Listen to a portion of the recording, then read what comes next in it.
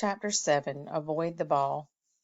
Lou missed his brother Gus and wished he had not joined the army, even though it was what Gus had most wanted to do, and everyone was so proud of him.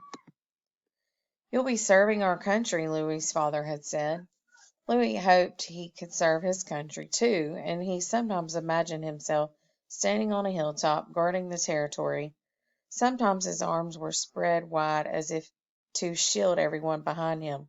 Was that serving?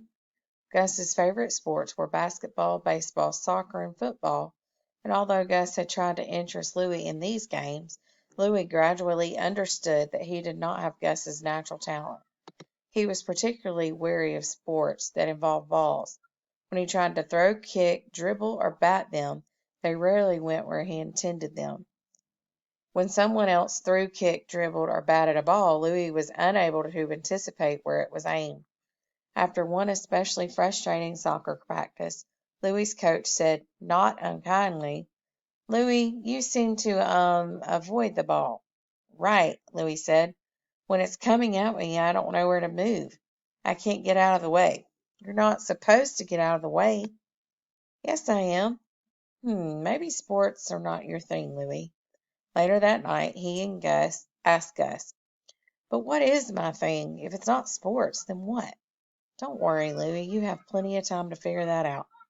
But Louie did worry. He feared he would never find something he was good at, or something he was as passionate about as Gus was about sports. Chapter 8. Gus. After his brother left for the army, Louie wondered how the absence of one person could take so much air out of the house. He kept bumping into empty pockets, spaces that Gus had previously inhabited, the couch with cushions squished, the kitchen counter, always dotted with his sandwich makings, bread and mayonnaise and mustard and bologna and peanut butter, the bed across from his, the porch, cluttered with Gus's smelly shoes and sweatshirts. All these places were now missing signs of Gus. He and his parents hovered over each letter and postcard from Gus. They were hungry for his voice and his news, but he rarely phoned, didn't write often, and his news was not elaborate. Life was okay, or not too bad. Once he said it was great, but he did not explain why it was great. The food was okay, or not too bad, though one time he and his buddies had pizza. It was great. Not the biggest vocabulary, Louie's father observed. At first, Gus had signed his letters simply Gus, and then it was "Miss you, Gus."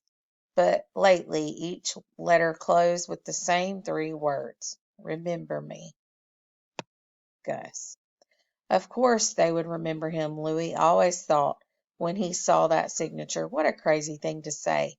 But it made him worry about Gus. And now, when Louie was holding Winslow, coaxing him to drink, wishing him stronger, he hoped that if Gus were sick or injured, someone would watch over him.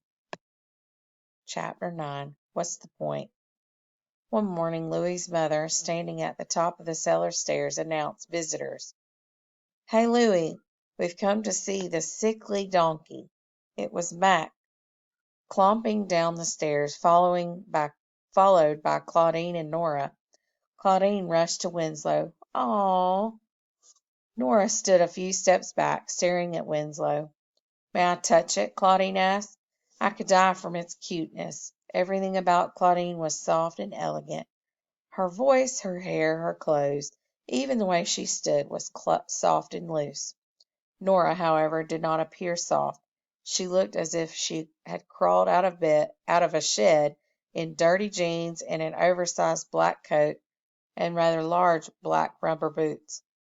Her hands and feet seemed too big for the rest of her. Nora did not say "aw" when she saw Winslow. She said "ick."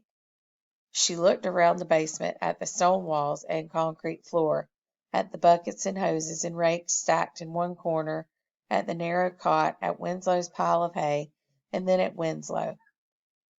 "What you got that thing in here for? You sure it's a donkey?" "Doesn't look like a donkey. Looks like a possum goat." "A possum goat? What's that?" Louie asked. "A thing that looks like a possum married a goat and had a baby that came out like that." Don't mind Nora, Claudine said in her soft, soft voice. That's just the way she talks. Don't mind Claudine, Nora added. That's just the way she talks. Mac lifted Winslow from Louis's arms and studied him. Gaining a little weight since I first saw him, isn't he? Still pretty spindly. Eyes are better, though, brighter. Maybe he's going to make it.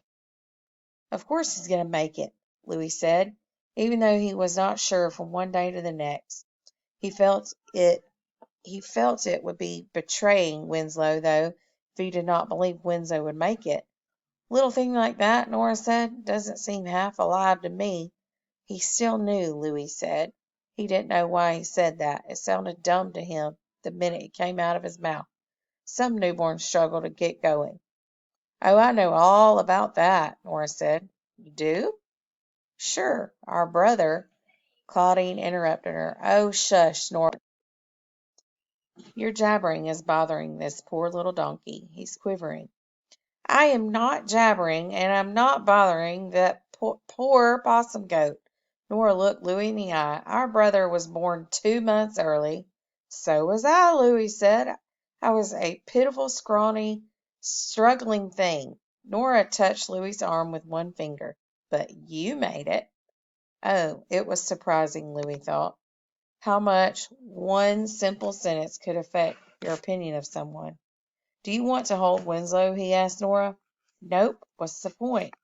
Claudine nudged her sister. Cut it out, Nora. Don't be mean. I'm not being mean. I don't see the point of holding that thing if it's going to die anyway. Chapter 10. Freeze that scene. One time in the middle of summer, year or two earlier, Louis was walking down the road on his way into town. He stopped near a batch of tall sunflowers blooming beside a white fence. It seemed like a painting to him. Those bold golden sunflowers against that white fence, and overhead a pure blue sky with white clouds drifting along. Louis wished he could freeze that scene. Then, as he stood there perfectly still, a bird floated down and landed on one stalk. The bird was a deeper blue than the sky. What shade was that? Instantly the name indigo bunting came into his mind. He must have seen a bird by that name in a book, but he couldn't think when or where that might have been. And now the scene appeared even more perfect to him, an indigo bunting atop a golden sunflower beside a white fence beneath a blue sky with drifting white clouds. He felt supremely happy standing there. On he went into town to buy bread and milk. Before he reached the store, he passed a small park, and on one bench near the walkway lay a disheveled, thin man in a tattered army jacket.